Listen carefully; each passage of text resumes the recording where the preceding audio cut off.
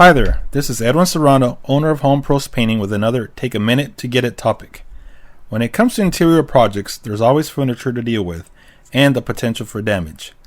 We really don't want to move anything we don't have to. It's not because the crews physically can't, but rather we just don't want to take on the liability in case something was to get damaged. For things hanging on the walls, we expect the homeowners to handle that aspect of the preparation. Here are some specifics and how we deal with them. Toilets or toilet tanks. We do not remove to paint behind them.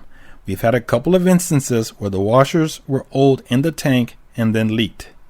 Sinks. We do not remove because of the liability of water leakage after we are done. Wall-mounted TV or stereo systems. We will only move with the help or presence of the homeowner. Refrigerator. Will only move if they have wheels after inspecting the floor for existing scratches or gouges. Washer. We will pull away from the walls but not disconnect the water line. Stoves. Similar to a fridge, we will only move if we are 100% certain it will not damage the floor. Window blinds or treatments. We will take down but need homeowner to install. Most of the time, paint needs to dry enough to reinstall without causing damage to the painted surface. Furniture on wood, marble, or tiled floors. We will only move after carefully inspecting for pre-existing damage.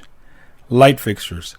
We can pull away from the walls. However, if we have to disconnect and reconnect the wiring, then we have to charge for that aspect of the prep. There have been plenty of times where there is pre-existing damage in the home that the homeowner is not aware of until after we are done painting. We will do our best to point these out during the kickoff meeting or while the painting is in progress.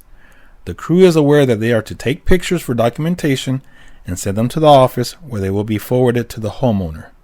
Once again, thanks for taking the time to watch this video, and we look forward to working with you on your next project.